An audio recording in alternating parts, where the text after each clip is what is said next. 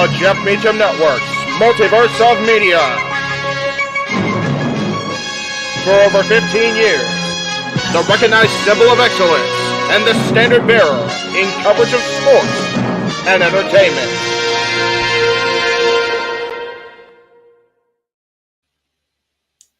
Ladies and gentlemen, my name is Jeff Meacham, but you already know that watching where you're watching. And I am here to proudly serve as a longtime, not only advocate of this man being in the WWE Hall of Fame class of 2024. Again, long overdue. It was announced just moments ago across the Associated Press and confirmed by those within WWE.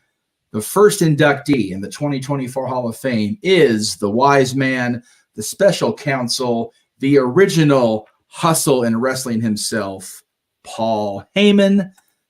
I am joined on screen, much like the Tribe of Extreme was a band of brothers against the world. I am joined by my brothers in the Castilian Studios, the Renegade JJ Williams, Statboy Mike Caldwell. Gentlemen, what a wonderful way to start our Monday morning. We had the final match of the Man Called Sting last night, and now we awaken to one of his greatest rivals within WCW as leader of the Dangerous Alliance.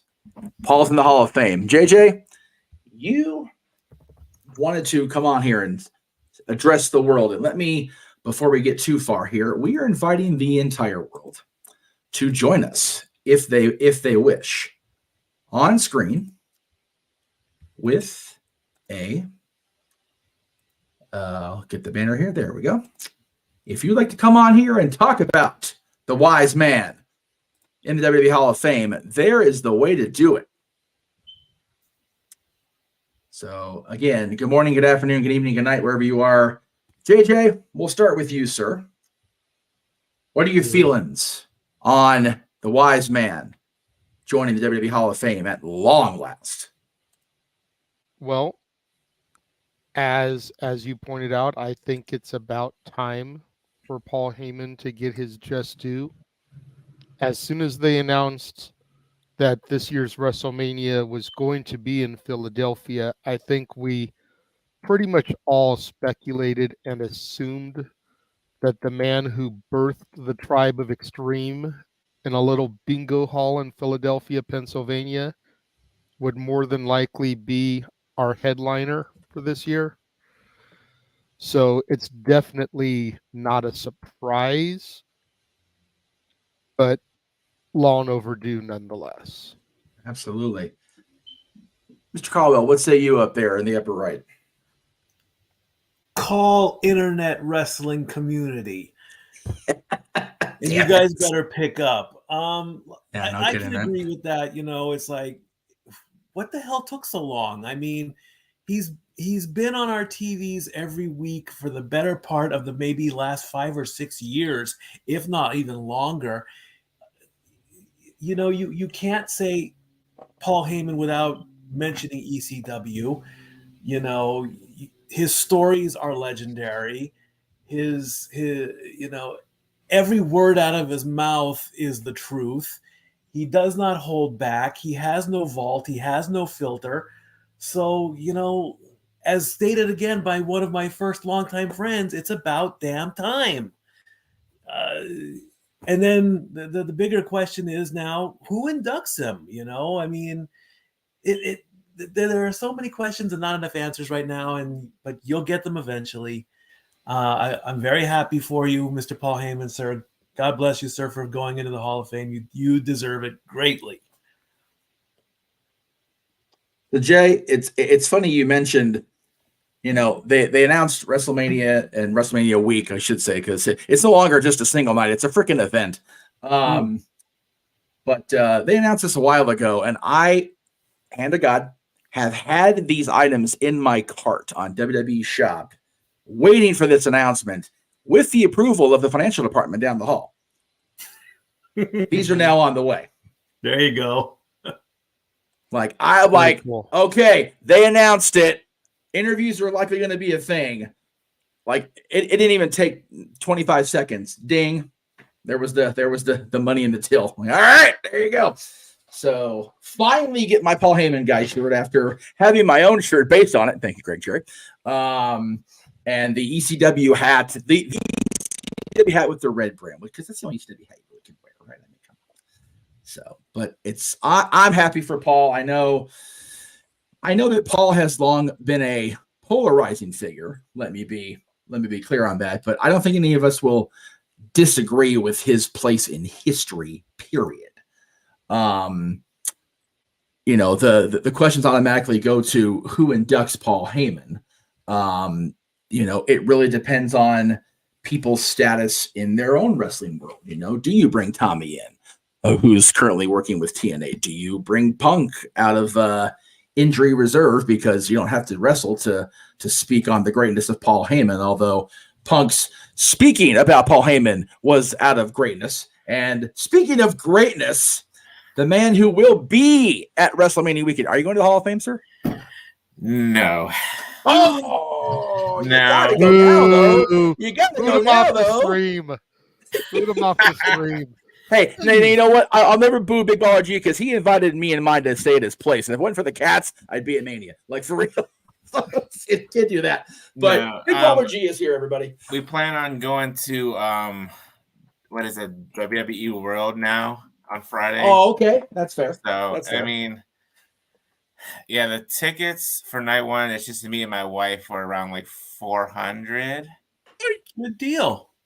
So, I mean, we're going to be sitting like in the 200 section up in the, but you know what? I don't care where I sit. It's Mania. It's the experience. It's Mania. This is your first Mania, yes? Yes. Okay. Well, and then night two, me, my wife, and 3 of my buddies are going to be together watching it. So there you go. We'll see Heyman twice because I think they do the Hall of Fame twice now during Mania, like where they come out. They did that with Undertaker, I think, because it was Undertaker.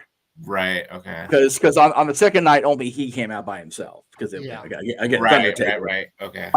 But you'll get to see Heyman twice for sure. Because if Cody accepts this tag match, Heyman will be walking in with the Bloodline on night 1 and with Roman on night 2. So, well, maybe not night 2, but he'll be there for sure. But it's thoughts overall on Paul. I mean, we've all long touted the greatest Paul. Hell, people will claim forever, and I don't disagree with it, that my managerial approach when I was involved in indies, black hat, trench coat, it's Paul. What say you about the Wise Man? What say about the Wise Man? I mean, it's about damn time. It's in Philly. It's just due. I feel like we're gonna get the loudest EC FNW chants in the world. We'll hear it from here. But yeah, good for Paul. I didn't really watch ECW at all. I mean, and then, thanks to the network, you can go back and watch ECW and, his time in WCW, I've seen bits and pieces here with him in WCW, obviously WWE with being the general manager in 2004 and all of that, and being buried alive in the cement. God, what a time, right? And then, ECW One Night Stand and One Night Stand 2, the shoot promo that he did in 2005, I can it's just like in the back of my mind. Right. Right. So if it wasn't for Tuesdays, Triple H would be champion, That's right. Dude, that whole segment just and then he said Matt freaking Hardy and the place went ballistic. 3 words, he lied. The most over Matt Hardy had ever been. And then prior to that was the most over that was ever. Good point, JJ. Right. Yeah, Matt Hardy wasn't near as over as he was. Lives, it's Edge. Yeah. God bless Heyman for that night. And then the brief reintroduction of ECW 2006, we had all that shit. Yeah. And now now he's back. He's managed Brock Lesnar for forever. CM Punk a bit. He did Ryback too for a little bit too, didn't he? We don't talk about that. Yeah, well, yeah. I mean, Ryback, Curtis Axel. We don't talk about that. Okay. Portion. Cesaro, yeah. And then obviously, CM freaking Punk. Yes. That was besides Brock Lesnar. Like you said, he's the OG Paul Heyman guy. So good for him. And now he's with Roman Reigns for over 3 years now, almost 4. Yeah. Almost 4. Good for him. So I'm happy for Paul. Very well deserved. Which Jeff, if you check your messages, I just sent you a screenshot. Roman Reigns has retweeted and put the one finger in the air, acknowledging Heyman for the Hall of Fame. Damn right, man. Let me. I will bring that up momentarily. Possibly. There we go. There it is. Oy. Did you guys discuss who might be inducting Heyman? Kind of, sort of. Not yet. Mikey brought up the fact that that's the next thing to try to figure out, and a couple people in the chat room, saying CM Punk. Someone said Tommy Dreamer. Steve Austin. Yeah. Could be somebody, when you go back, think about the Dangerous Alliance, you think about Heyman bringing Stunning Steve to ECW, which of course we got to see kind of the genesis of what would become Stone Cold in WWF. Yeah. You've got Eric Bischoff would be an interesting twist. Right? Especially if you go back and you watch the rise and fall of ECW and listen to the way that Bischoff just crapped all over ECW. Yeah. For him to get up there and have to be the guy to acknowledge Paul Heyman. Right. Speaking of acknowledgement, ding, ding, ding. Roman Reigns could be the guy to do it. Or if you really want to have a full circle moment, how about have the Samoan SWAT team do it? I was going to say have Keith and Sam do it. Like, seriously. Yeah. Just to kind of show how far back he goes with the family. Yes. Because it's something that is often forgotten about in their storytelling. We documented very heavily. Yes, Jeff has made a point to document it on the Multiverse of Media. But it's something that gets left out in WWE storytelling. So have the Samoan SWAT team be the guys to acknowledge it. And in their speech, they can even say that Paul managing them kind of is what put the entirety of the bloodline in motion. And there's the tweet.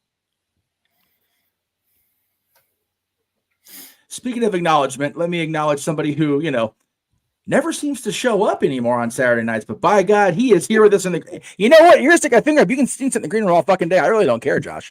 Like whatever, I don't care. God damn it! Put that finger down. You want to put a finger in the air? Put the one in the air like your tribal chief. Damn it! Josh Mansfield is here, everybody. Hello, Josh. How are you? I can't even see your face. Hang on, let me move the banner. My bad. He hasn't looked better in his whole life. Oh. Yeah, Welcome back, Josh. I had all that coming. Just bring it on. Yes, that's and Emmanuel, right. thank you for the super chat. I know it got thrown up there, but acknowledgement given. Thank you for the $2. Yes, thank you, sir. So hi everyone, good to see you. He does exist. It does exist. Yes, I exist. It's a rare time when I'm actually free. Yes, how much you worth in real life? Oof. Check, please. Dang, brunch yet, Mikey? Jesus. Anyway, so Josh, it's a First of all, initial thoughts upon seeing the news. Actually, you're the one that brought me the news. I'm gonna give you the credit here on screen. Josh sent the message to me about the AP report itself. I'm like, okay, well, the AP is generally reliable, but we'll wait and see. And then he said, WWE posted. Oh, well, then let's fucking go. Yeah, he sent me the same article, and I swiped it off my phone because I was in the middle playing my Magic Kingdoms game. I didn't want the alerts going off disturbing me playing my game. Yeah, and then once I finished sending everybody out on their tasks and closed the game up, then I was like, the fuck did this asshole send me? Oh, Oh, yeah. He was a good boy and didn't put it in dick groups. about it today. Yeah, yeah. Because we always except talk right now about on how screen, but we always tell him about how we need some kind of professional release. You can't get much better than the Associated Press. Right. I can't give him too much crap for that one. It's not it was from the Wrestling Observer newsletter or some bullshit. To be fair, I saw someone else posted on Twitter without the article, and so I went searching on WWE's Twitter first.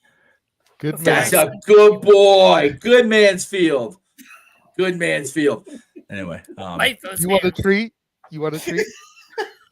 I'll bite those hands. No. But initial reaction, absolutely the right call. 100% the right call to have Heyman be the headliner for the Hall of Fame this year.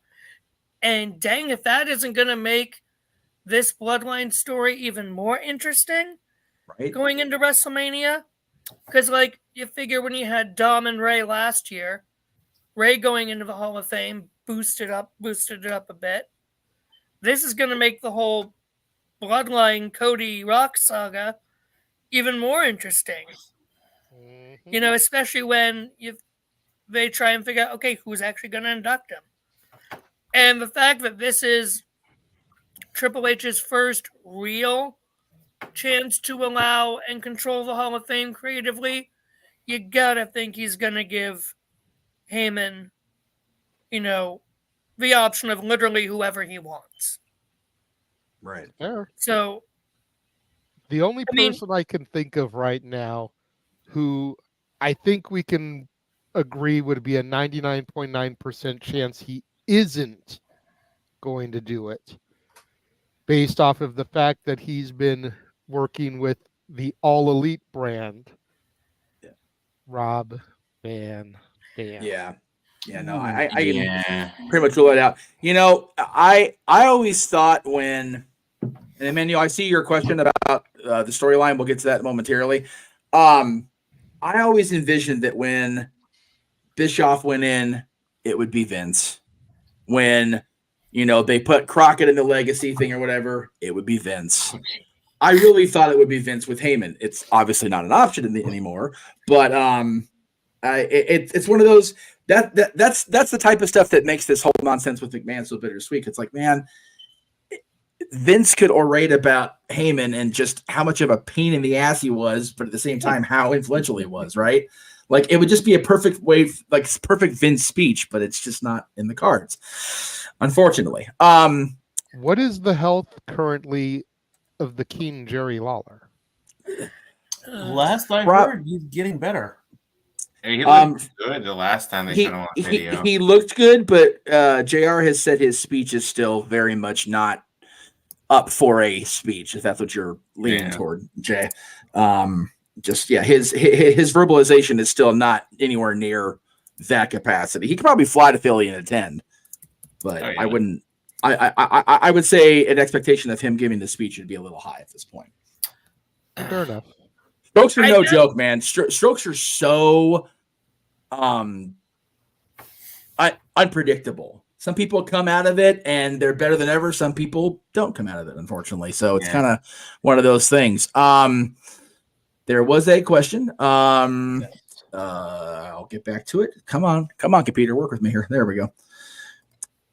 I personally think, and for those of you listening only, if you're driving to work, please don't stop and watch our shit if you're driving. You can just put us on audio. Christ. Only other question is, when the Bloodline storyline is done, is Heyman done? I think this announcement is indicative of the end, and I say that because Heyman has always been one of those, I don't want to do it while I'm active, but here we are. Yeah, but see, I don't know.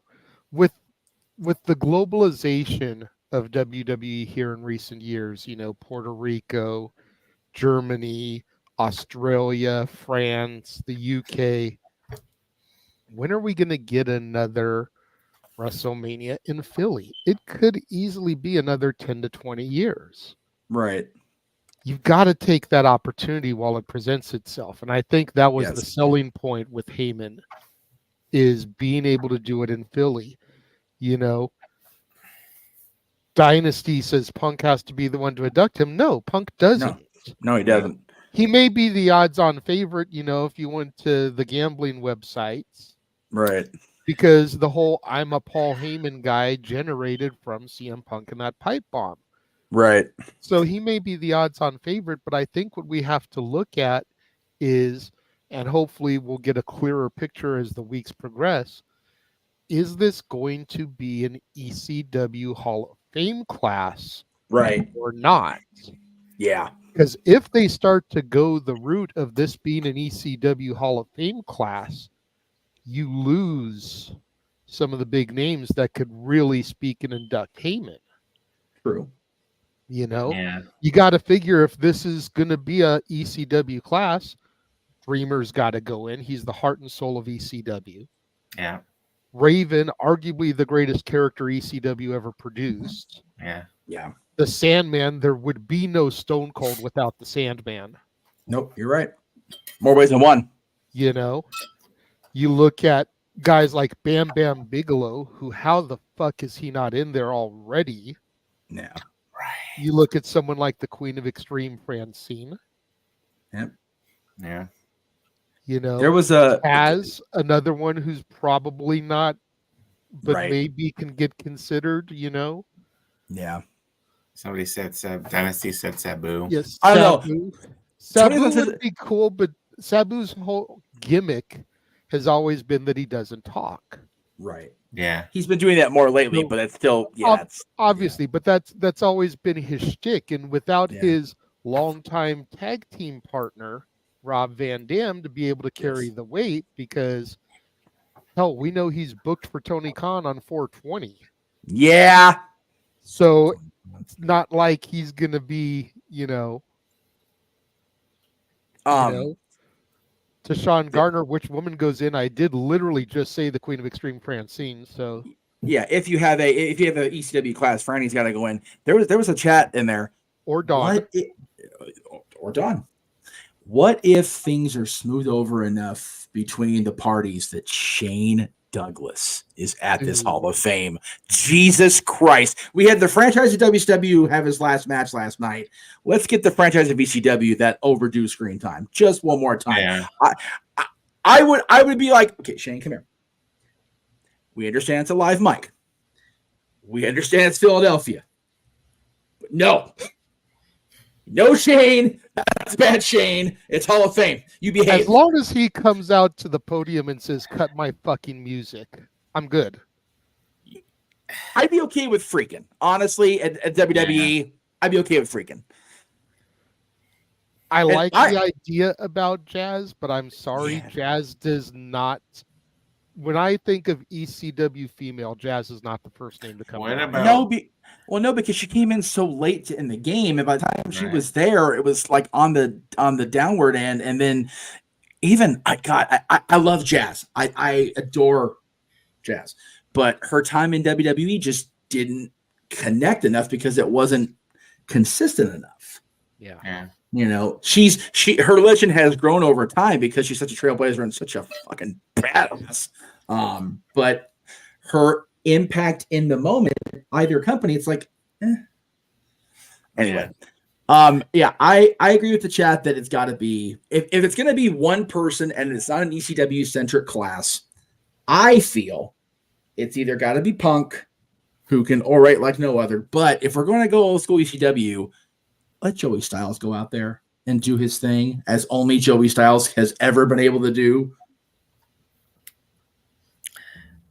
If I may, two things.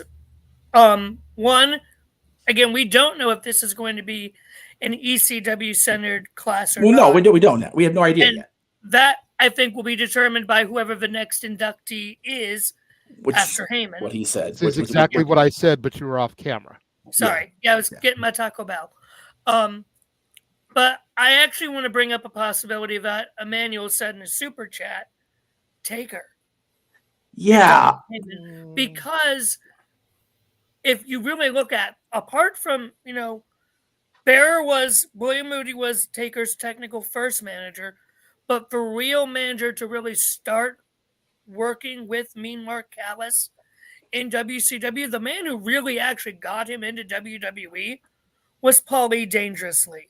Oh, that's very true. Understood. There is just, and you'd think if 2020, 2021 wasn't a thing, and they would have had inductors for those classes, Taker would have inducted Kane. To see Taker induct Paulie, that would take that to a whole new level. I hear you, but if Undertaker didn't induct Paul Bearer, why would he induct Paul Heyman? Because back then, Taker was still in Deadman character. Since 2020, when it's been the whole, holy trinity of Taker things of badass Deadman Mark Calloway, we've seen more Mark Calloway now. So I get Josh's point. Undertaker was very adamant about not going out on camera at the Hall of Fame because he didn't want to take away from it. Because Undertaker, wherever he would be, would take away from anything.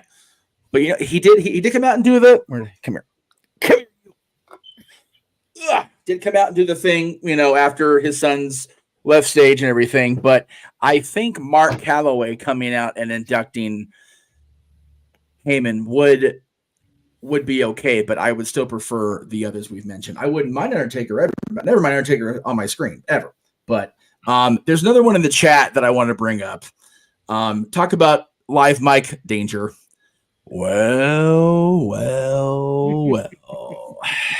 I don't know about Joel Gertner with a live mic, but he's much more tempered than Shane Douglas has ever been. So maybe they gave Scott Steiner a live mic last year. That's fair. That's funny. Speaking of Joel, he was just at I didn't get a chance to meet him, but he was at the MCW Fan Jam last month. How's he looking these days? The same. He's still wearing that neck brace. Damn it. And Blue Meanie was one of the longest injuries ever. Seriously, they give the Ace Orton shit right there with Orton's arm brace. So I have yes, sir. I have two things. So nobody mentioned those damn Dudleys. Yeah. It's funny. I was going through X and Bully had reposted it saying, your Hall of Fame ring is going to be in FedEx. Shit. And your tracking number is ... That was so. That's funny. Not enough numbers, Paul. And then I don't know if she had enough time in ECW, but I don't know how much of an impact for if they do a ECW type of class is Beulah. Oh, Beulah definitely deserves it. God, man, she damn near gave her life for that company more than once. Beulah deserves it, but I think if you're only putting one woman in to define ECW, it's got to be Francine. Oh, it has to be She's Francine. the queen of extreme for a reason. Right. And I saw somebody in a private chat. I've been going back and forth to no DQ chats because I put the link in there too. Mm-hmm. What about Todd Gordon? I thought about Todd. Yeah. Or is the whole stigma, still there with him? No, because you know what? He was on Paul's DVD. I know. So, and he was in a lot of the Rise and Fall book version, not definitely the DVD version. He wasn't a part of that, but he was in the book version quite a bit. God, there's so many what ifs. I mean, God, if Eddie Gilbert was still alive, if Dusty was still alive, and if Cody wasn't in the Bloodline storyline against Paul, God, let Cody just have a segment for as long as they want to talk about Paul, because Cody could, or the Rhodes family could, expunge on Paul. There again, that's the greatness of Paul Heyman. There are so many lives that his influence has touched that hell, any one of us could put together a 15-minute induction speech and not be winded. It would just be so, and again, the people in the wrestling media, if WWE were to reach out to them, Bill Apter is mentioned in the chat room, and Bill Apter, that scrawny little shit Heyman cost me that photo, just things like that. There's so many different avenues of wrestling that Paul Heyman has been involved with, or even, influenced or touched or whatever, that the possibilities for inductors are endless with him. And that's what's great about Paul. Just the fact that if you look back in the post Attitude Era of WWE champions, Heyman's managed a good chunk of them. Yeah. Lesnar, Big Show, Kurt Angle, CM Punk, Brock Lesnar, Roman Reigns. And if you look at that legendary, the SmackDown 6 and what they're doing these days, Kurt Angle, Hall of Famer, Adam Copeland still doing his thing, Rey Mysterio still doing his thing. The Guerreros heavily influential even in today's wrestling. You look at Chavo's work in on Iron Claw. There are just endless possibilities, and I love that, man. I love that. I'd like to know what more stories can be told, because the two classic ones that I always love, obviously, 15-year-old Heyman driving Freddie Blassie down the streets of New York after Blassie can't drive. If you know, you know. Yeah. And the going backstage, getting the picture of that iconic picture that he took, and then here comes one of Vince's trusted executives and thanks Paul by giving him the handshake with the $50 bill. Yep. That's an amazing story right there. To have your first payment given to you by an executive with you just having a camera that you bought with your bar mitzvah money to make a career out of yourself. Hey, man, literally. It's genius. Genius level 9,000. I'm sorry. I gotta hashtag that one too, because that's just crazy, If Heyman's anything like with what we've been seeing with Taker and his One Dead Man shows, there are lots of stories to still come out. Oh, sure. And Mrs. Big Baller in the chat room. Good to see you. And I'm putting the over-under at the ECW chant from the crowd over 2 minutes. Oh, easily. At least. Easily. God, I thought of something. Oh, I was going to say, sorry. Hell, Heyman's first major wrestling hustle is the greatest story for me. How he got wind of Mr. McMahon Sr.'s Vince Sr. I hate using Senior. It's a different middle name. Vincent J. McMahon. I'm going to start trying that and see if I can get that to roll off my tongue enough. Vincent J. McMahon would dine at, Ben Bennigan's Steakhouse, after the shows of the Garden, and Paul got wind of this, and he hustled, and he called the Capital Wrestling Corporation, and, said that he, Mr. McMahon had, granted him a press pass from Madison Square Garden after he saw him at Ben Bennigan, and he got in the Garden with that bullshit as a photographer. And he was in, and that was it. And then he did the same thing going down to the Carolinas and sitting in the production meeting. And what are you doing here? No, I understand. What are you doing in this production meeting? This is American Dream, Dusty Rhodes. I'm here to learn from you. All right, baby. I'm going to keep genius and go ahead and sit in the back. We'll do a thing. Fucking focus. Completely hustle. Dude, I've been working on Dusty for years. The top tier is more than aware of my love for Dusty Rhodes at this point in the game.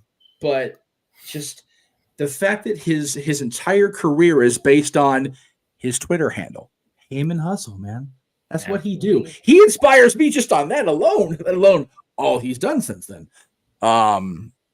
Just an amazing career. And what's so great about it is it's not just Paulie Dangerously. It's not just the hustle. It's not just the promoter of ECW. It's not just the head writer of SmackDown. It's not just the advocate, manager, whatever, of some of the greats of all time. It's everything he's ever done. Yeah. And it's all one guy. When I first got into this 22 years ago, I was long touted on Bobby Heenan's the guy.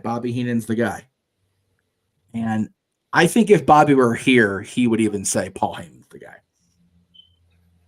Yeah. I just thought of one more based on what you just said, Jeff. as a possible return to induct Heyman, that would be Stephanie McMahon. I think that's the way to, if you try to slowly bring her back, that might be the way. Sort of like they've done in the past, like when Mean Gene passed, how they brought Hogan in. When Warrior was inducted, he specifically asked for Linda.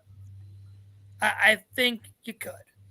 The difference is the entirety of the McMahon name did not have that stink on it like it does now.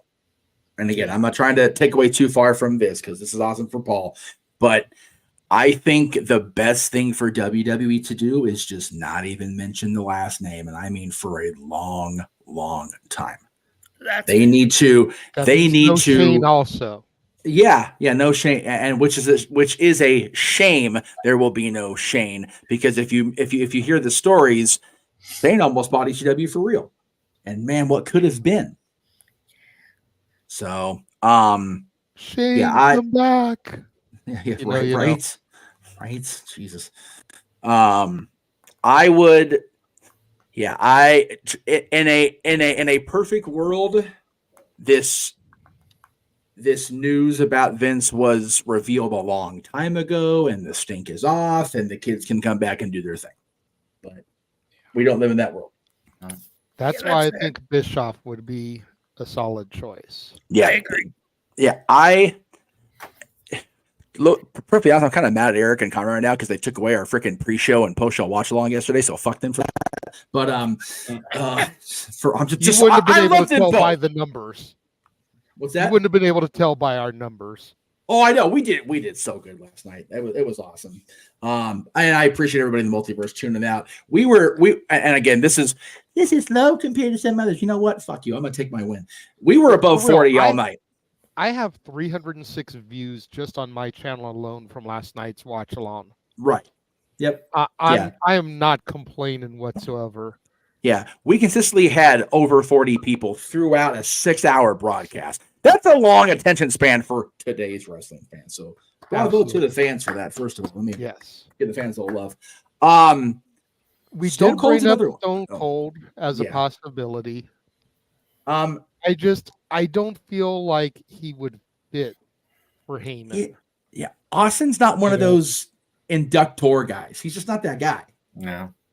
I could see Austin inducting Vince if that day ever comes. True. That would be valid. Because Austin McMahon was the feud of the Attitude Era. Yes. Yeah. So I could totally see that happening. And I could even see him inducting The Rock. Right. But I don't see Austin fitting for ECW. No, I got you. You know, again, it goes back to what I said when Josh left the camera. A lot of it depends on whether or not they go ahead and make this an ECW-centric Hall of Fame. Right. Yeah. Right. Because if they do, you lose a lot of the great names that you would imagine to do the induction. Right. If they don't, you leave those names open, but when do you get the opportunity to put some of those names in again? Like, seriously, especially with as global as WWE's been getting lately. We very easily could have WrestleMania in Wembley in the next 5 years. Yeah. Josh, I appreciate the news too, but if you're going to be here, be here. Sorry, it alerted me on my phone. So I know. It's alerting sports bar. Just be here. Be here. Just be here. Sports Bars tomorrow. Sports Bars tomorrow. I love you for it, and I'm happy for Mr. Kelsey, but especially when the owner of the sports bar is just on the other side of Jeff there. Right. Casey Kelsey retired, and Josh had to tell us right now. So I'm talking about the balls on the air for it, so because I can't get as much as the prep work I have to do today, I'll worry about it tomorrow. That's right. Paul Heyman's going to the Hall of Fame. Damn it, Josh. Yeah. If you think about it, since Mania is like a month away, and they do like 5 inductions, they literally have to do like an announcement like every week. which is fine. Which is fine. Thank you for bringing that up, because yes, that was the other reason I wanted to go live here. You know, you guys probably saw my post in the group chats. Right. I kind of want to get this as a talking point because I think it's a great debate, and I'd love to hear the people in the chat room sound off about this. But I miss the announcements being made on Raw and SmackDown. There's no reason why they couldn't have waited on this until Friday Night SmackDown. We already know that The Rock and Roman Reigns are going to be there. There will be another Bloodline segment. So just have them in the ring doing the thing and then make the announcement with everyone in the ring. I think that's a bigger moment as opposed to a random Associated Press drop on a Monday at 9 o'clock in the morning, freaking 8 hours before Raw even goes on the air. You know, freaking 11 hours before we get it on the West Coast. It's fair. I miss the whole hype and suspense and build up and how you'd get that tight shot on the commentators. And, you know, as always on the road to WrestleMania, we begin to highlight and pay tribute to our legends. Let's take a look at the first inductee for the 2024 class of the WWE Hall of Fame. And they give us the great big video highlight package. Like, I feel like all that has disappeared here lately. And it's not just this announcement this year. It's been going back pretty much since the pandemic. And I understand to an extent why it had to be done for the pandemic mania. Right. But every year since then, like, Molly Holly got told she was going to be in the Hall of Fame on a fucking episode of The Bump. Right. Like, at least it's WWE programming, but who the fuck watches The Bump? I don't. Nobody. I do.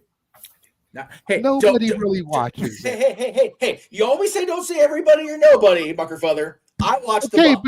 but you know what I mean. Like, if I hadn't heard that announcement was made, I wouldn't have gone back to watch the episode. How about that? Oh, okay. Okay. You know, but don't you be shaming nobody down there. It's not something that everybody tunes into on a regular basis. You may get certain people, the Noah Fosters of the world, who eat up everything wrestling on television, Sure. or the ones who are home with nothing better to do, Mansfield. But brutal. Most people don't watch it. They're at work when The Bump is on. I'm working. You know, Sleeping. I wish they would go back to the big moments on the air. That's fair. You know, just close your eyes and envision the fact that they're there doing a Bloodline segment and there's an announcement. You know, Michael Cole comes out or Corey Graves gets on the house mic and starts to make the announcement about the first Hall of Fame, and you get Roman Reigns like, are you really interrupting your tribal chief for this? Just pay attention. Do that. And then have it be for Paul Heyman. Like, I can just, the moment everybody would be like, oh shit, this storyline just got taken to another level.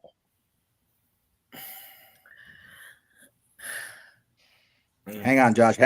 I'm going first. Okay. Yes. Thank you. All right. So I agree that I miss those moments too. I do. But I will disagree with your reasoning because of the reasons you gave for your reasoning. WWE, if nothing else, is about branding.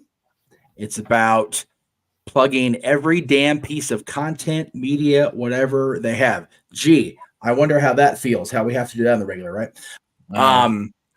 Nobody watches The Bump. They will if they have an announcement like this. Nobody watches the other shit. They will if they do hit announcements like this. God damn, these TV shows are too long. If they would do less segments. And granted, I did reply to you in the chat that I'd be okay with they bringing these back to TV if they had cut out the other filler crap. So I agree that the enormity of them seems like they're lessened by not having them on television. But again, it gets eyes on the bump. It gets eyes on the WWE social outlets. So that is my opinion. I don't know. I don't work for WWE, and I probably won't because reasons. But the intent to expand the brand, eyes on the brand, is there. And there's another point that Walter's making in the chat about, they're trying very hard to get those folks that are still on the fence about being a Cody Crybaby or a Bloodline follower to get the Bloodline to be the heels. You put Paul in the Hall of Fame as an announcement in front of crowds, they're going to pop, and they're going to pop positive for it.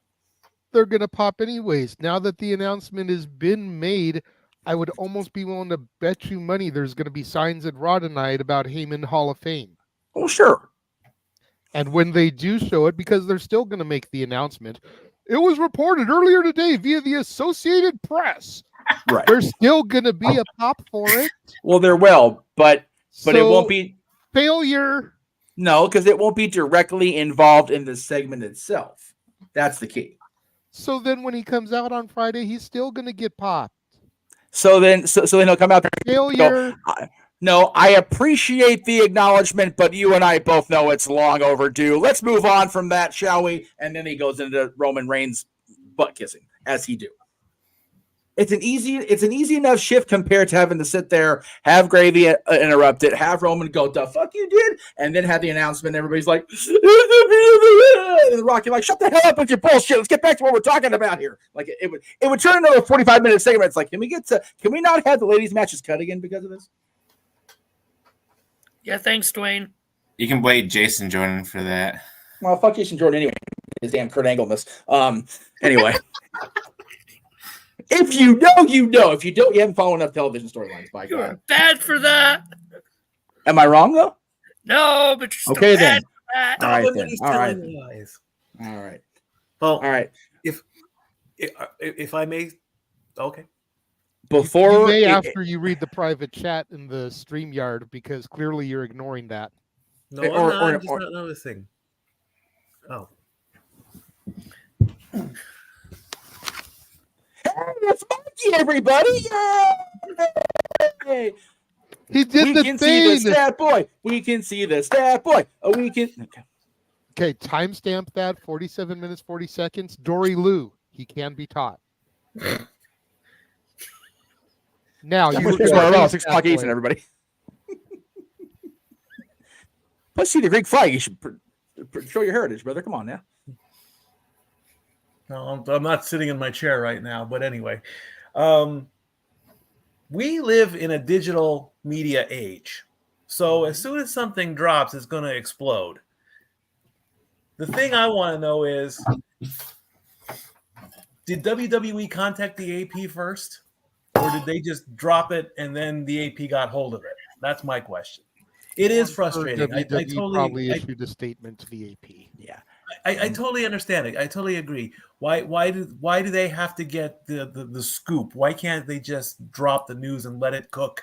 Again, are they giving the media people a chance to play along? Yes. Again, ESPN announcing these things, ABC News announcing things, CBS Sports announcing these things. It's all part of the deal, brother. The globalization, like you said. And I get that. And you're right. This is a digital age, a social media age. But devil's advocate, the other side of the sword, every single one of us in the room right now has bitched and moaned and been Cody crybabies about spoilers being revealed and not being able to see shit as it happens when it happens. So for something like this to be dropped, whether it's an official press release or not, I feel is very much akin to a spoiler. You know, if it airs on television, you know, even if it's the first segment of the broadcast, and then the press release gets out there and we start seeing ABC, NBC, ESPN, Sports Illustrated, you know, WWE just announced at the start of their flagship broadcast, Monday Night Raw, that Paul Heyman will be going into the WWE Hall of Fame, first inductee, class of 2024. That's fine. That's great. Dropping the news at 9 o'clock in the morning before the broadcast is very much akin to a spoiler. You know? Yeah, I don't disagree with how you feel, because they're your feelings. You don't disagree with a feeling. You just offer the counterpoint to an opinion. And again, I'm also thinking more of from the business and the global branding side of things, and it's very. I find it more challenging to think as a fan these days, just because I've got so many, things going back and forth. But I do see your point and acknowledge your point as I wear my tribal chief shirt. I just don't necessarily agree with it. Look at you throwing my hand up. Good boy. Good boy. He's learning, Jay. They're both, dude. Mikey and Josh showed a thing of learning on the same show. We better call it quits now, or we're ahead. Fuck. For real. And then he does that. I mean, he is eating on camera, so you know. Okay, yeah, but he's trying to be discreet about it. He's not TJS in it, so there is that. Yeah. Woo! Now, Jeff Meacham, no Thanksgiving mode. Ha! Anyway, exactly. Now, if I may co-sign and add some things to what Boss Man Meacham has said, always kiss ass. No, I'm kidding. Yep, I'm for aware. real. I'm aware I'm a kiss ass. I don't give a fuck. Now, what was that, G? No, go ahead. I'll say what I Reminder have to to say. buy chapstick before WrestleMania weekend. Yeah. So, if you reading the AP news, the author specifically said they talked to WWE and Paul Heyman before they released the article. So I don't consider the AP News, ESPN, whoever other place announces it, as spoilers, because WWE is directly giving them that knowledge and coordinating that release of that information. And again, it is getting the mainstream media attention. This is AP, for fuck's sake. Giving the first inductee of the WWE Hall of Fame. That is huge. Like, that is getting more eyes on the product than you would by just a normal WWE press release. Now, them just announcing it on TV as before, yeah, I used to like that as well. But I like how they've switched to in recent years, even if they haven't done another media organizations release, to where we've actually gotten to see some of the announcements actually live to that person as they happen. Molly Holly, for example, beautiful moment. Eric Bischoff on Corey Graves' podcast. That was cool. Beautiful moment. Kane being told by Undertaker on the bump. Beautiful moment. Because you see the reactions live. Fuck Chase U. Except the Hill. If you're going to say fuck Chase U except the Hale, then you're clearly going the opposite. Huh? Okay, not like that, damn it. I am not trying to cause I am confused. The no DQ chat last night happened again here. No. I am confused. What happened? Don't ask. No, I don't mean about the chat. I mean about you. Like, you're anyway. Make your point. I'm sorry. That was mean, but I don't care. Yeah, I know. Okay, Jay, come back. Yeah, you're good, JJ. But I know I'm good, but just pay attention to what my image is. No, we see it. I feel like getting that mainstream knowledge and getting more eyes on the product before the show is a smarter way to go than just playing the video package that night on Raw or SmackDown. WWE considers itself a media company first and foremost. That's what Nick Khan has always said, more than a sports entertainment professional wrestling company. So that's where you're getting all that sort of other media. See, I'm going to disagree with your agreement with me here now. Because, don't run the video package at all if you're going to make the announcement elsewhere. Save those awesome video packages for the Hall of Fame. Oh, yeah, agreed. Yeah. And I only say that because there were a couple of years where they would run that package, highlighting the guy's career, and then they run the exact same thing or ceremony. And it's like, if you're watching on TV, it's like, we've been seeing this for 5 weeks. If you're live in the crowd, it's like, man, we got Mania tomorrow. Can we get going here? Like, for real?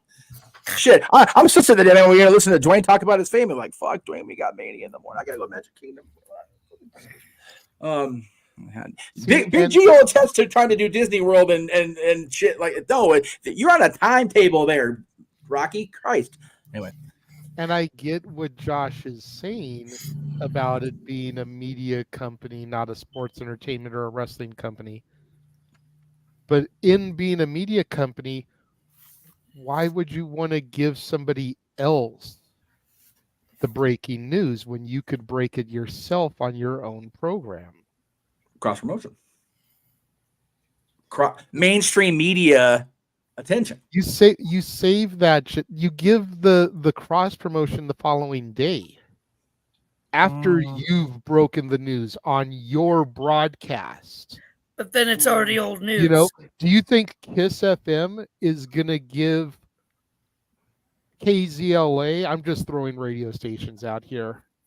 Forgive me, or K Frog, the opportunity to break news about their radio station?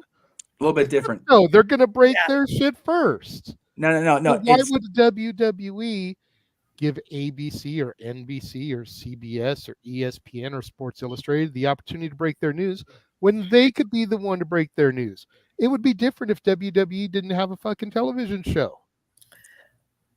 Because they've got their own. Hang on, Josh. Hang on, Josh. Broadcasts every week that they can break it on, and then the following day, the other outlets can pick it up and spread the news.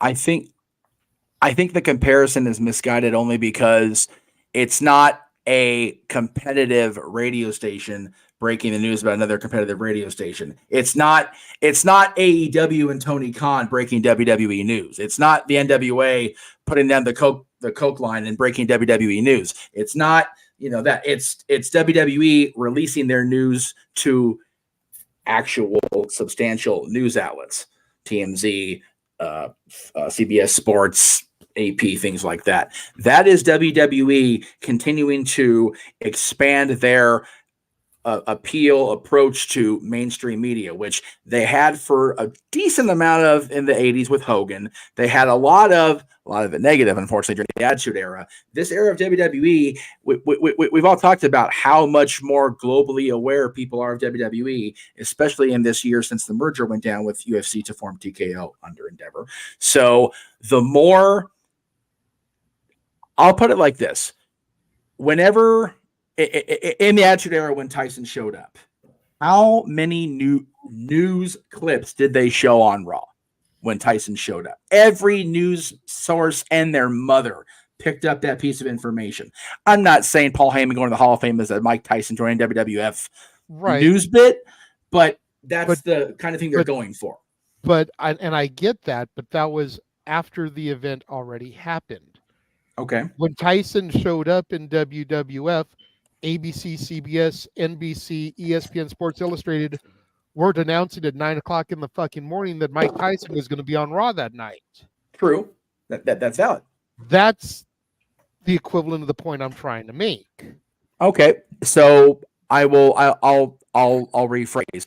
My thing is, the media is less likely to pick up on this tomorrow because WWE announced somebody for their internal Hall of Fame is not a global news item. But if they say, hey, AP, throw it out there. Hey, ESPN, throw us a bone. Then they get the other outlets to cover their shit, and then they can go, hey, we got coverage on AP this morning. Hey, we got coverage on ESPN last night talking about our shit. That's the difference. They can talk about WWE can talk about the fact and have the brag rather than they do their thing. The news picks up on it, and they continue the brag a week later. I know it sounds like, I guess, different. And okay, Mikey T says I'm talking sense. I'm quitting for the day. I quit for the because Mikey T's on the same page as me. I think I'm okay here. See, I find it hard to believe that in this world of entertainment that we are in, because we all know wrestling isn't real, it's scripted, it's entertainment. I didn't use the F word. No, I know. Frick. But I find it hard to believe that a gentleman with a 35-year career involved with a global icon in all of entertainment and the wise man, the right hand of the biggest thing going in WWE for the last 4 years wouldn't be news the following day.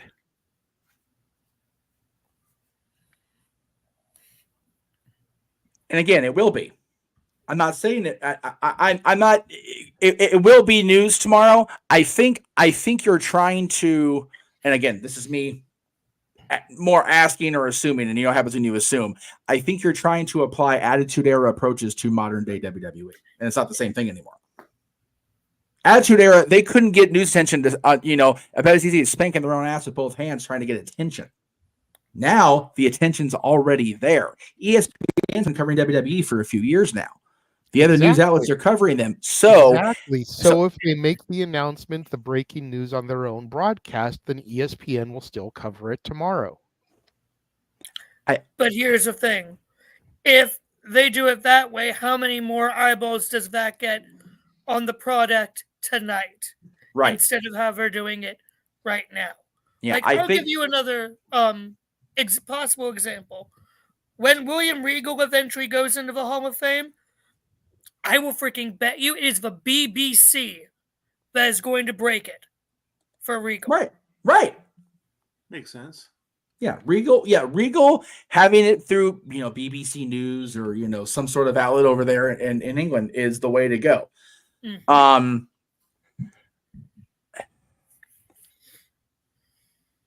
Like I said, I do miss them doing the announcements. I just think that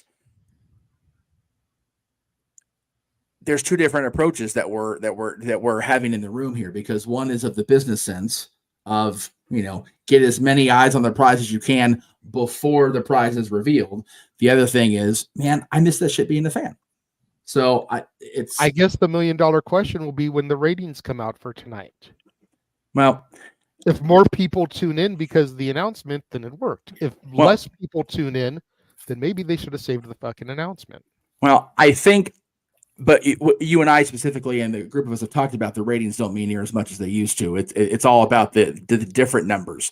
WWE's approach has shown in the last, let's see, we'll call it 3 years because Roman's been champion for almost 4. The last, they've done their biggest business ever across the board on all fronts, and part of that is having their approach to the mainstream media be altered drastically. That's what led to this merger in the first place. That's what led to the entertaining the idea. Did any of us ever think the McMahons would ever sell this company? Absolutely not. And now, as it became more of a possibility, it was like, you know what? This is actually starting to make some fucking sense. And it made sense. And it makes sense now, especially with what's going on in that family. So I think the approach is solid. I just, again, I And you know what? King Mike makes a valid point I was going to make, and I completely forgot. So thank you, Mike. Tony Khan's getting universal praise for the first time in a long time after yesterday's show. That was a damn good show. Even the scrum wasn't a complete train wreck like it usually is. So I think WWE possibly. I don't agree WWE's trying to counter, get their positivity back from AEW. They don't need to with what's going on right now. But they definitely want to get, again, that's another reason they want to get the attention back on them. Sting and AEW justifiably had the attention last night. We all said that. Nobody should have been the focus of anything last night except Sting and AEW. And I was just going to ask, because based off of what you said last night when you went off the air, great show again, by the way, last night. Let me throw that out there. Good job. You said that, how can WWE top that? So based on what you just said, you may have. Are you answering your own question or no? Or is this? I don't think this is the. Yeah, you know where I'm going with this. Is this a possibility? Yeah. Oh, Sting just finished up in AEW, so now we're going to counter by saying Heyman's number 1 in the Hall of Fame. No. Last night's program will be answered by whatever 33 days from now. WrestleMania. That's the only thing that can touch Sting's retirement is a WrestleMania moment. And right now, the WrestleMania moment's looking good, as Booker would say. So Emmanuel, I think, sums up what I'm trying to say. It's definitely a mixed bag. If you're a fan and you want these announcements back, you're going to be disappointed today. You're going to be disappointed next Monday and the Monday after that until we get to Mania weekend. If you're in the business, you want that business to have expanded views. So it's a pro and con thing. And I'm glad you brought it up. It was a talkable moment like you thought. So I'm glad it was brought up. But however we feel about it, Paul Heyman is in the Hall of Fame. And it is long overdue, as we said. And I'm looking forward to the other, let's see, we're 34 days, so we'll probably get another 4 names, 1 per week here as we go into it. So it'll be very interesting to see if we get another ECW name, if we get a Philadelphia-centric name, perhaps.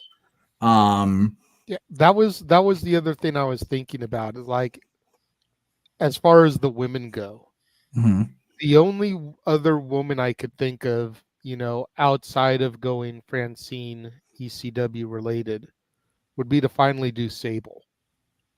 Yeah. Because of her WrestleMania 15 title match, the only time she defended the championship was in Philadelphia. Josh, I see your face. I know where you're going. I see your face. I can imagine where you're going. But the last time I checked, Sable wasn't some jacked up dude named Brock Lesnar. So she's married to him. Doesn't matter. Right. Well, unfortunately, Jay, it does. It does. Because has Brock Lesnar been found guilty of anything? No. Has Vince? No. So why should Sable have to suffer? It's not about. Hang on, you guys. It's not about Sable suffering. It's about the WWE trying to keep their distance from everything involved with that right now, including Brock. Unfortunately, Brock's off the video game. Brock's out of WrestleMania storylines.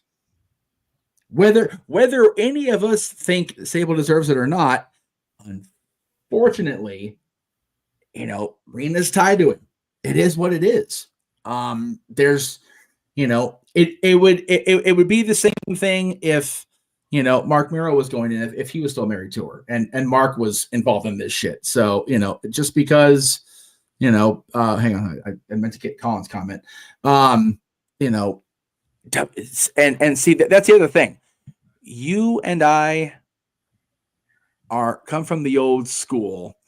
Catherine, I'll get to your comment in a second because I vehemently disagree with the worthiness of Sable. She is worthy, but we'll get there in a second. Let me make my point here. WWE is so much more conscious of their own self than they ever have been. You think about when Sable was even there. This wouldn't even been a thing. It would have been pushed under the rug, which apparently it was for many years, and they trudged along. It's a completely different WWE now. As long as this haze is hanging over everybody in wrestling, not just WWE, they're going to avoid it like the plague.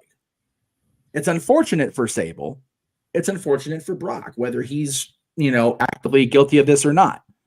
I'll even say it's unfortunate for the Laurinaitis' family because it's not their fault either, right? Or Vince McMahon's children and grandchildren. Not their fault either. But as long as this is hanging over the business, they're going to avoid it like yesterday's garbage. That's the unfortunate thing about Sable. However, so here's where I have an issue with this because we, especially the top tier, love us some Sunny.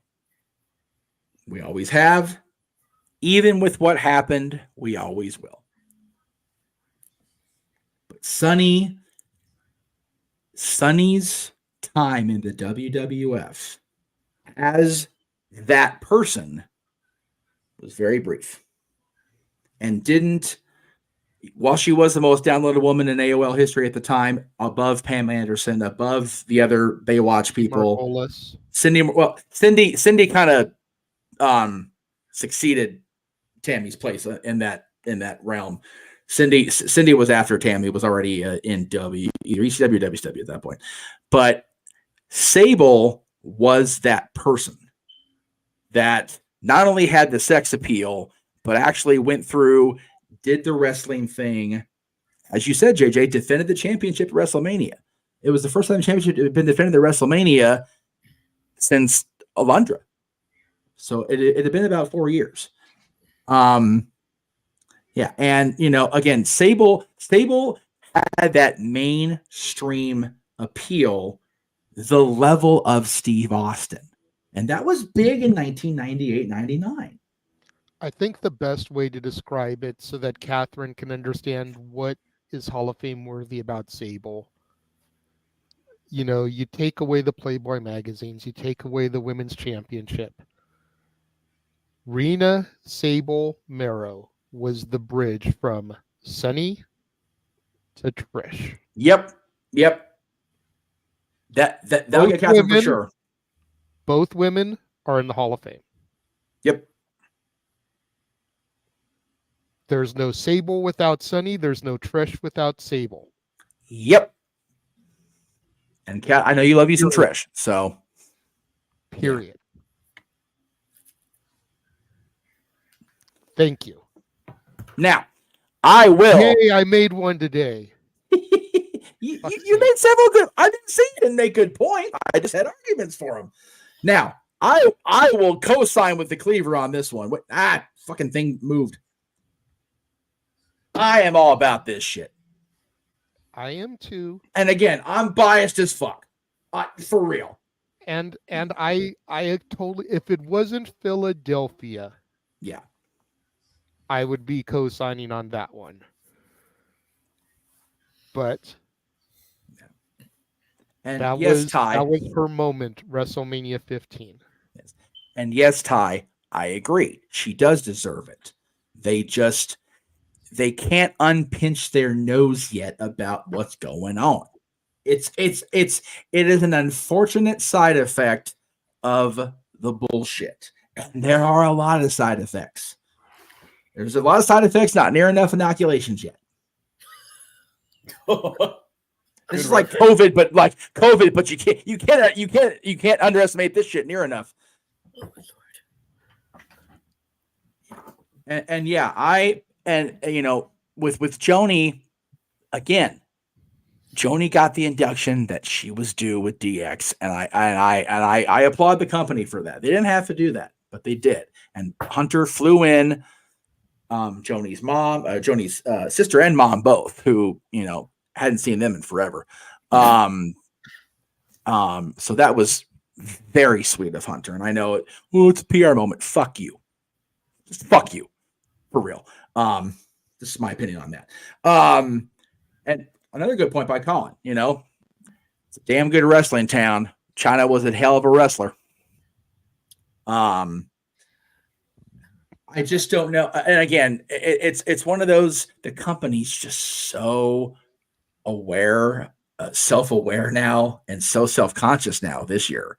So do you entertain the China thing with the background of why she felt she was forced out? Do you dance with that devil in this pale moonlight? That's the thing. I don't know. We talked about Jazz earlier, Cleaver.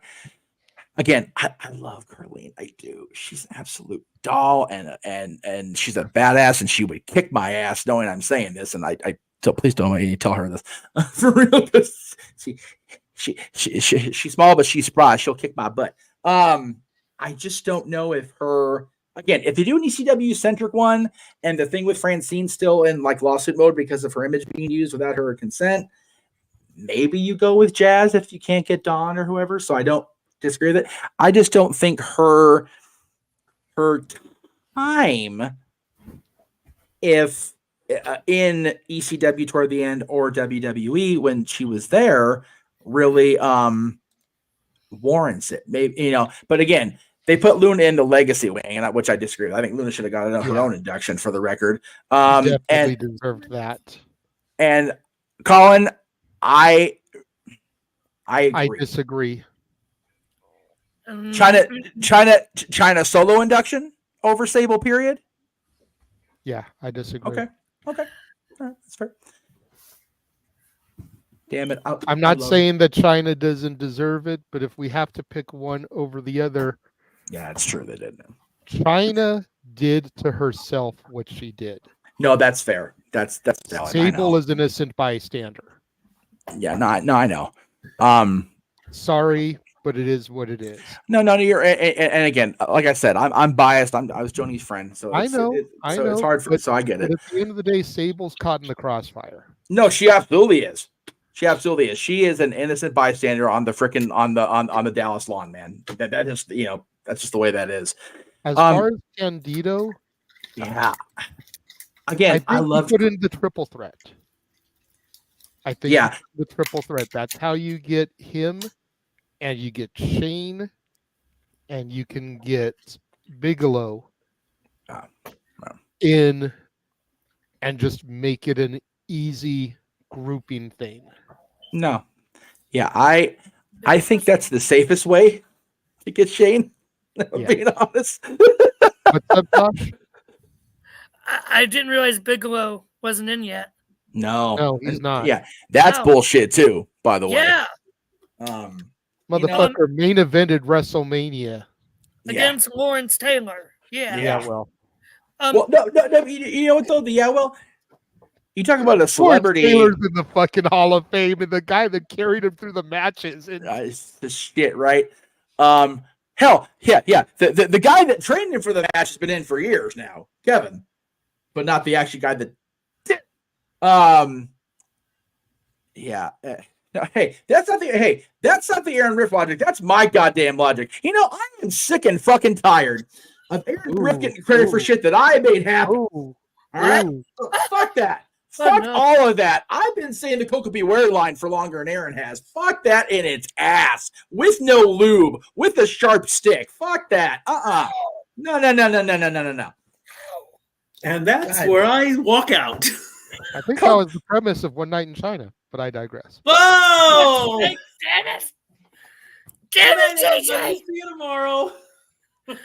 I had another point to make, but no, I don't even know if I want to try to make the point. You, Jeff. Since points are already apparently happening.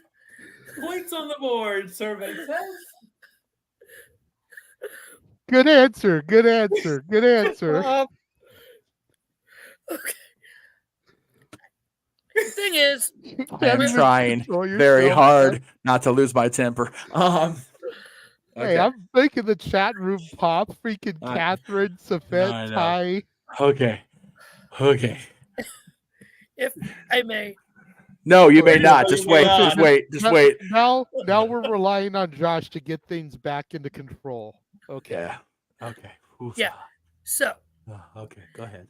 Thing is, we're discussing all these other possible inductees, in addition to the wise man we already know is going in, There is so many different ways that WWE could go. I think at the end of the day, we're just going to have to wait and see, because it could go to either an ECW centric class, it could go into a Philly centric class, and Philadelphia wrestlers, not just ECW. It could go into a historic sort of Mania class because of its 40 years of WrestleMania. Yes, yes. Or you could do Triple H's list of favorites. We don't know, because this is the first time Triple H has had full creative control over the Hall of Fame. Right, so I think at this point, we speculate every year, but I think at this point, wait and see and then critique, when... The actual class list, yes. If they're not going to do anything city or company centric, Lex is long overdue, and they talk about it every month on his show. Lex is way overdue. Miss Elizabeth is way overdue. Yeah, I agree with that. She's safer than China or Sable at this point. 150%. I only say no to Demolition because they were part of that lawsuit, class action bullshit, and again, I love Demolition, but I just don't know if they're going to get that because of the lawsuit that they freaking lumped themselves into. That was their bad. They made that decision. Bill and Barry made that decision for themselves. So, but yeah, definitely sound like an absolute dick for this. And check, please.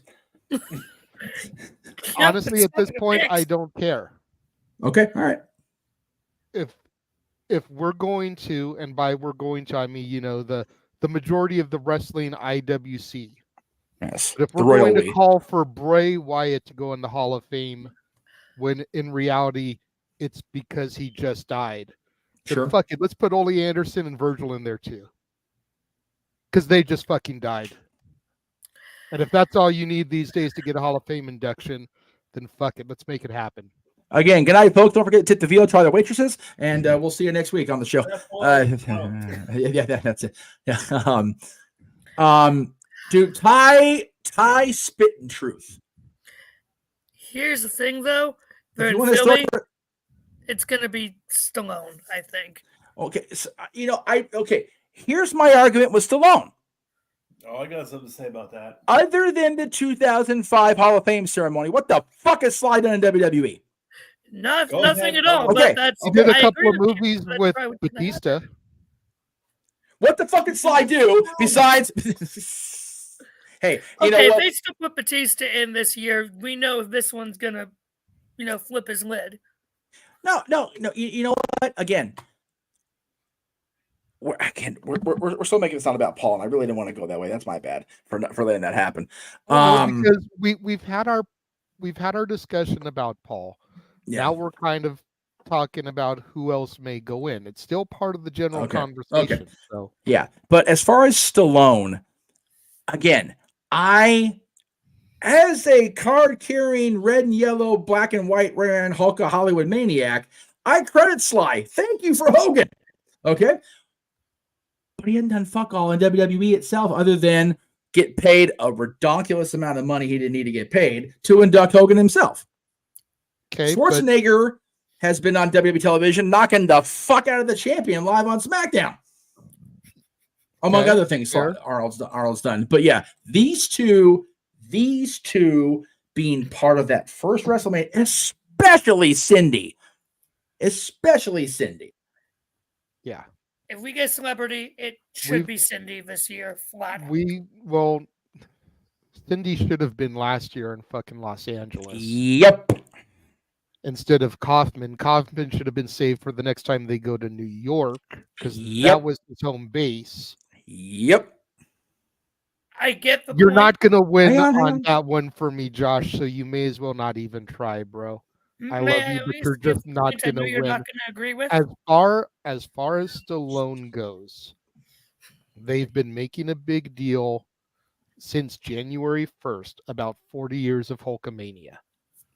Hulkamania would not exist without Thunder Lips. which was a character from Rocky 3. I'm just saying. That's my counter argument for Stallone as far as why he deserves it. I definitely feel that Cindy deserves it over him. I will die on that hill with a stake of holly through my heart right alongside you, Jeff. Okay. But 40 years of Hulkamania would not exist without Rocky 3. And Rocky 3 led to him coming back to the WWF. Yes. It led to him defeating the Iron Sheik. It led to the 1,400-day run that people still think Roman Reigns could beat us. He's only 200-something days away from it. Oh. You know, it's almost at the point as far as Roman's reign, and I don't want to get too off tangent here, but we are tying it to Hogan, which is tying it to Stallone.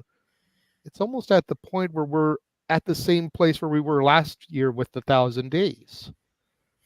He's just around 200 days from doing it.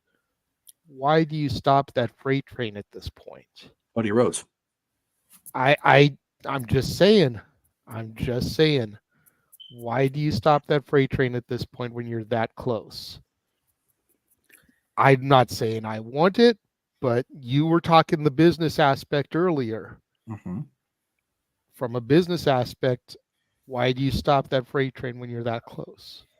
No, I agree with that. And everybody else on fucking media, fucking Vince Russo is going on to his podcasts now talking about Cody Rhodes should win the title at Madison Square Garden.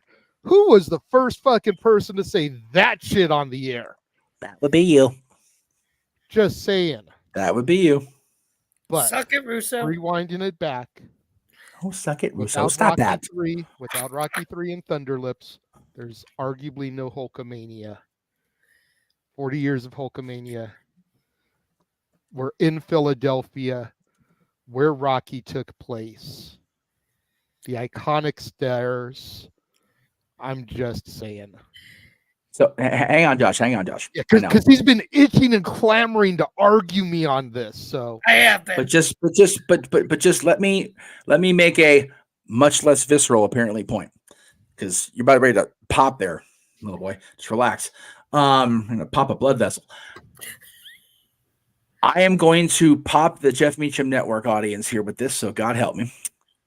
Dun dun dun. Drew Carey deserves WWE Hall of Fame more than Sylvester Stallone does. Yes. Fuck out. Yes.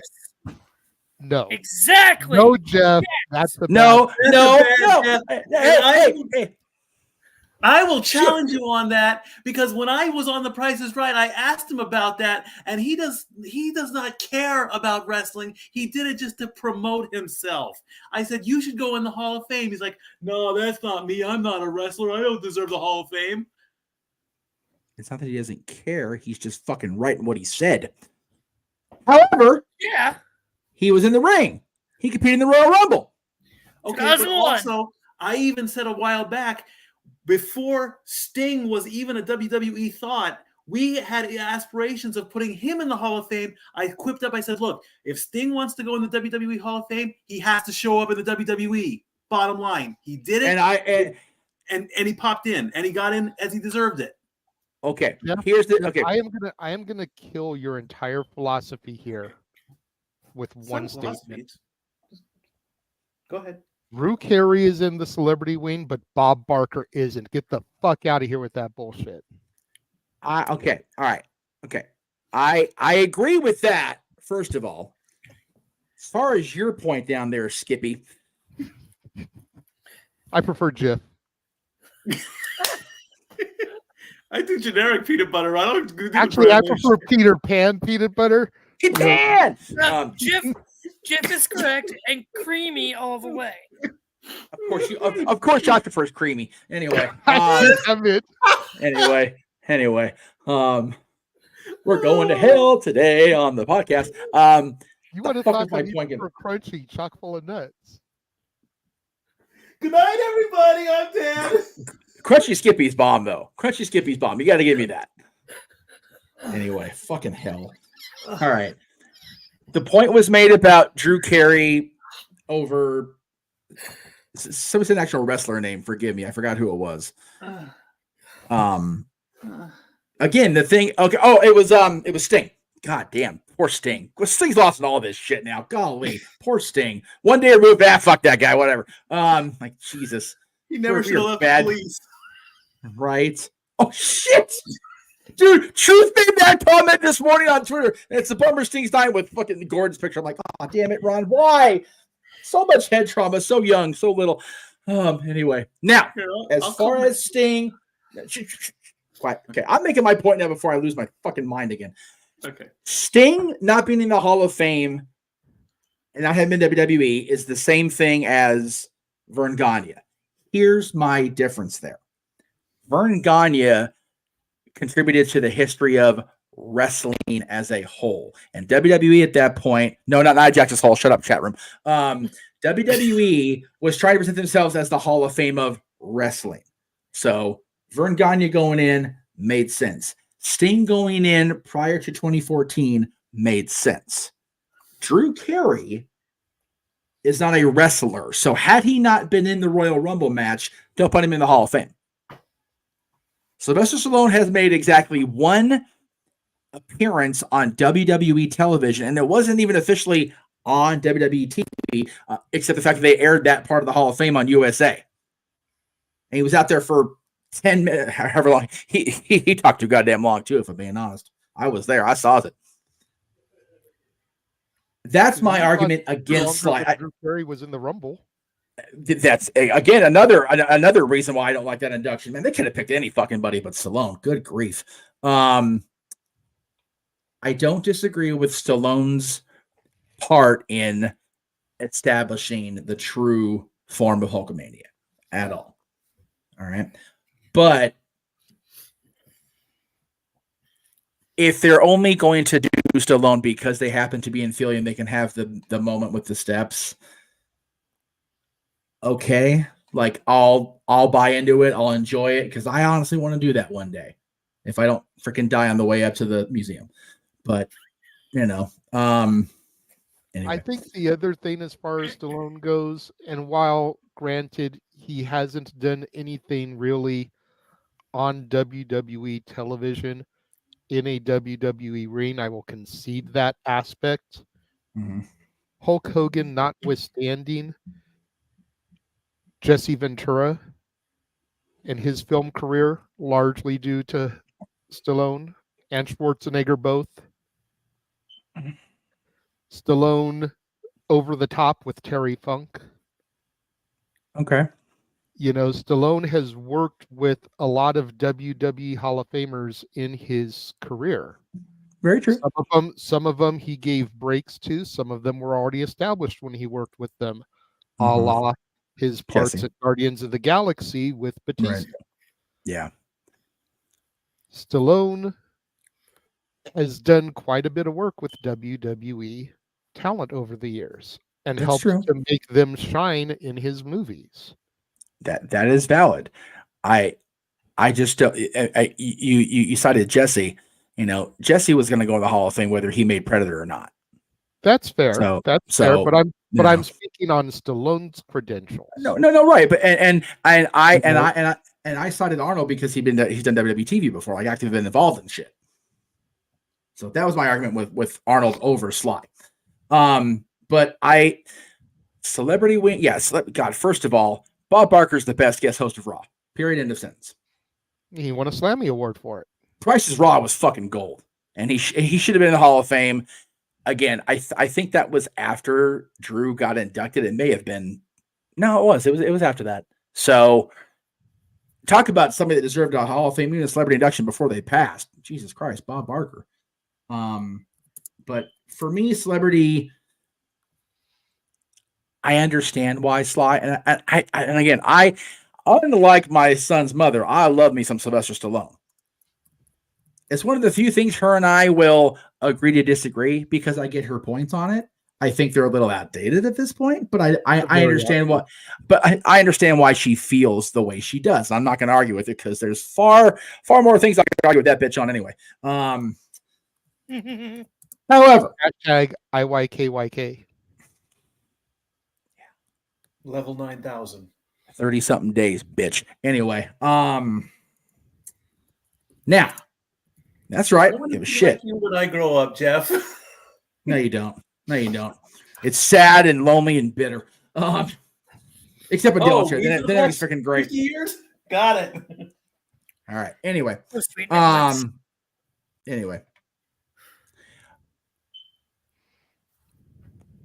Oh, that's right. It was after the Trump thing. Okay, well, whatever.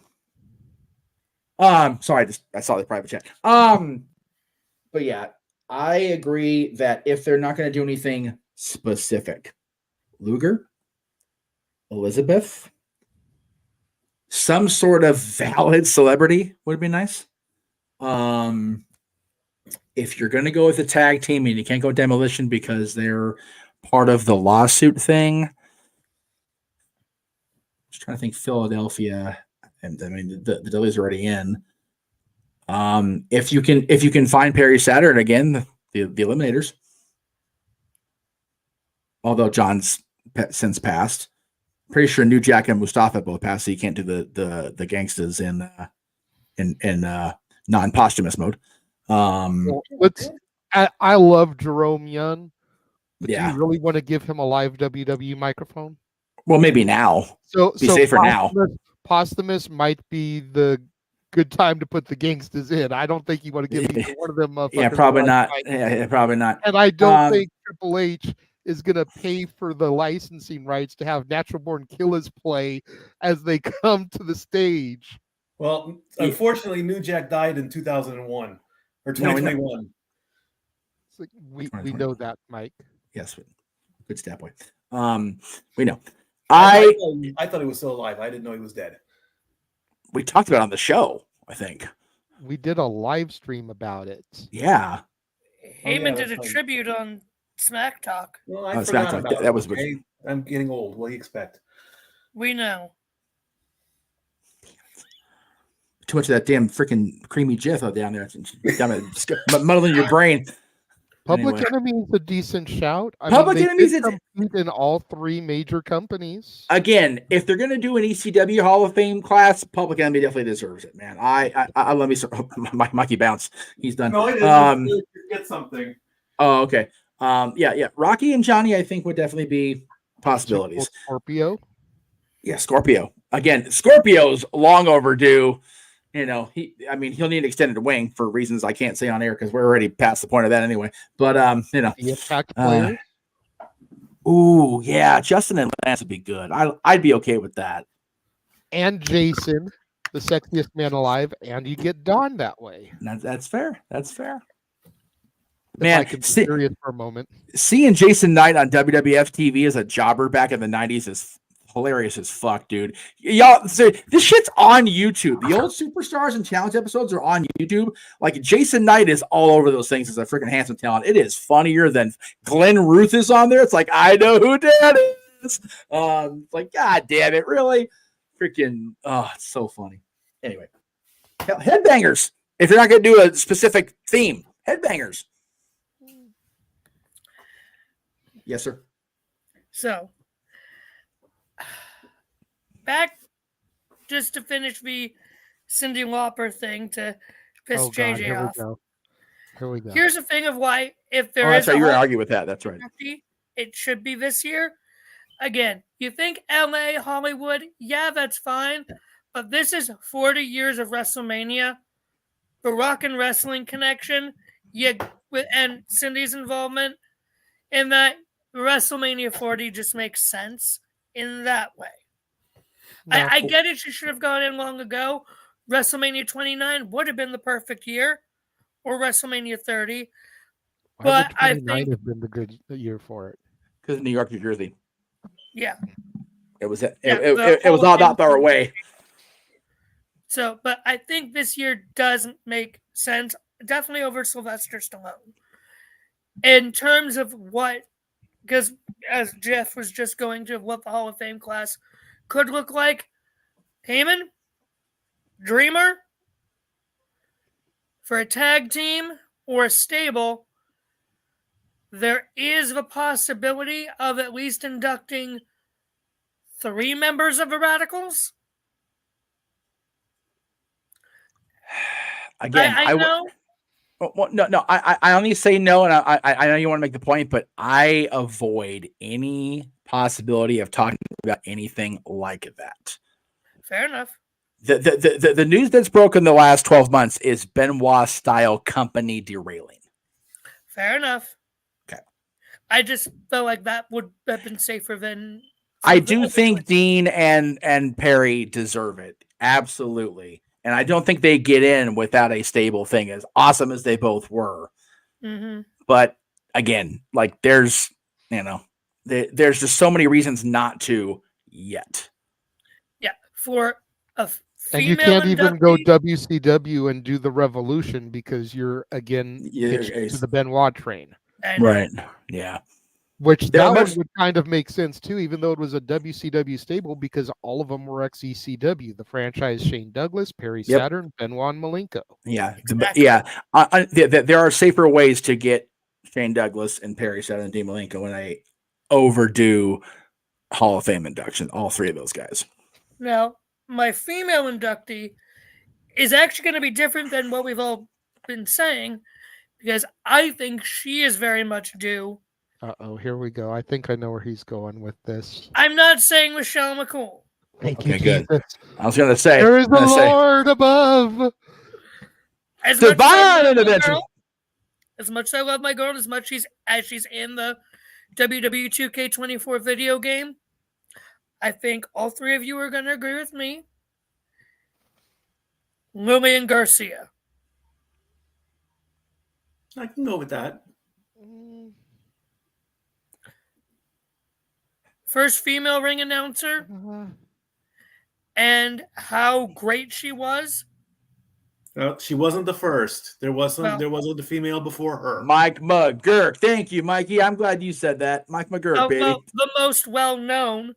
And with how popular Samantha is becoming, I think it would be great for Lillian to go in and have Samantha induct her.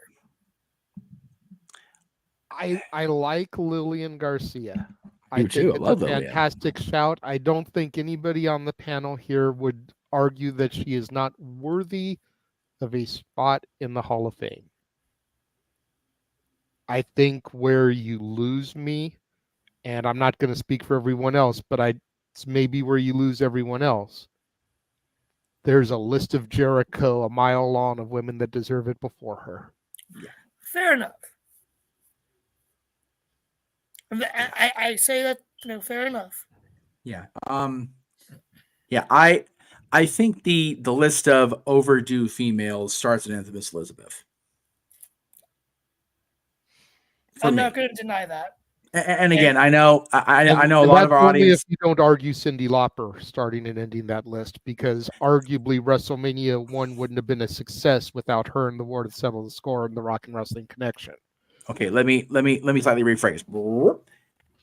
The list of non-celebrity inductions of females starts with Miss Elizabeth. There you go. There you go. Hell, have them both the same class. Fuck it. Female. I'm okay with that too. And you do make a valid argument, Josh, about 40 years of WrestleMania as far as Cyndi Lauper goes. No, but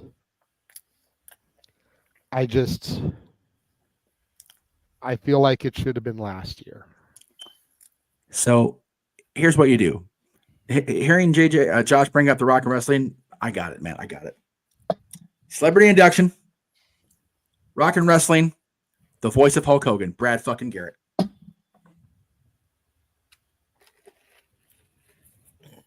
Who? There go the tumbleweeds in the cricket. There they go. You're right. Who? Tumble. Good night, everybody. I'm done. Do you know who Brad Garrett is at all? Seriously? No. You fucking fetus. Good night. I love you. Guys. Okay, hang on. Have you ever heard the show Everybody Loves Raymond? Oh yeah. Okay, the brother, the big tall guy. Okay, yeah. That's Brad Garrett. Okay. He voiced Hulk Hogan on the Rock and Wrestling cartoon. Believe it or not. Okay. He can be. There's hope. Oh, thank you. Okay. Shut up, Mikey. And I'm sorry, but if we want to go celebrities If we want I was just making a ha with Brad, really, but you know. But here I'm gonna see you and I'm gonna raise you. Oh, If we want to go celebrities and we want to go 40 years of Hulkamania, how about Rick fucking Derringer? Who? ooh. The guy who's seen Real American. Oh, okay. See, I need context besides his name. And it hurts inside. You wouldn't know that anyway, because apparently Hulk Hogan hasn't done anything for the wrestling business. God damn. Shut the fuck up, Josh! I'm just saying. So I'm changing up my chips. I'm going to the cashier. I'm out. I love you all. Stat Boy out. I've been on here for an hour and we've only just used that video. That's fair. That just shows what a good boy you've been today. We are an hour and 45 minutes in and you just got that. Well, I was going to click the other one for me earlier, but who is Brad Garrett? Who is Rick Derringer in the span of a 60-second clip? And Mikey, as far as you here, for fuck's sake, Mikey! Now I can retire in peace. I need to go anyway, to be honest with you. So, okay. All right. Well, we had a far more lively discussion than I thought we would. Thank you, everybody, for that's right. Rick fucking Derringer. That's right. That's who it is. It's not Hogan's theme song. It's Rick fucking Derringer. And by the way, he also did the theme for Demolition, for what it's worth. Yes. And the axe. Here comes the smasher. The demolition. Walking disaster. Now you might actually be able to hear us do those songs in full on Wrestling Karaoke coming up March 30th on Open Mic Night. And we have been told in the chat this morning that show will begin with Noah Foster doing the man call Sting, because in all euphoria about Sting last night, we forgot. So, we did. You know what, though? I've never been happier to forget about something, because that was such a goddamn good show. It was. Not like this train wreck. It was still fun today, but it's very much a train wreck compared to yesterday. All right. So, for Big Baller G, who popped in for quite a while this morning. I was happy to see G. It was good to see, man. For the melter of the multiverse himself, Mansfield. Greg's not here, Brad B, but thank you for playing along. Thank you for joining this. If you're broadcasting on his channel, he may not have known. So. Well, we are, but it's okay. And yes, Catherine, it's always a joy to go off the rails with you. And we appreciate you acknowledging the error of your ways in understanding the validity of Sable with the connection to Trish, because everybody loves Trish Stratus. If you don't love Trish Stratus, you get the hell out of my room. That's as simple as that. We listen to Trish Stratus. Yes, last night was all about hashtag thank you, Steen, but we cannot forget hashtag thank you, Trish. Yes. Dude, she's going to be here in May. We got to get out to Ontario. Got to see Trish and Lita and Joe. Dude, we got to get Samoa Joe to see my pink keychain just because it exists now. But anyway, thank you guys very much for Stat Boy, for the melter of the multiverse himself, Josh Mansfield, for bringing the news to us in the first place, and for his cough, and for his Skippy peanut butter, creamy and chunky. For the Renegade, JJ Williams. What? Jeff peanut butter, screw Skippy. I'm gonna shut the fuck up, Josh. Leaping him out. Get out. Go. For the Renegade of Wrestling, JJ Williams. I'll see you guys in a few hours. I'll see you guys in a few hours for Talk Wrestling, where I'll talk probably far more civilly, because it'll be just me and my own damn self about this and other wrestling news. I am Jeff Meacham. This has been the craziest damn hour and almost 2 hours I've been a part of in recent memory. We are the Jeff Meacham Network, Multiverse of Media. If you enjoyed this, we're the Jeff Meacham Network, Multiverse of Media. If you did not enjoy this, we are Dave Meltzer and the Wrestling Observer Newsletter. Have a good night, everybody. Screw the Young Bucks. Fuck Bill Belichick. No. Hang on. God damn it. No. Hang on. We were talking this the other day. Yeah. We tried. We don't want to. Belichick already lost his job, so he's already fucked anyway. So the hell with that guy. Who do we say was going to replace him? No. Oh man, that guy's. No, you know what? I agree with the fuck the Young Bucks thing. So I agree with that. So Josh, we need to get you to re-record and do the new opening. But for yes, fuck the Young Bucks. But congratulations for real to Paul Heyman. Good night, guys.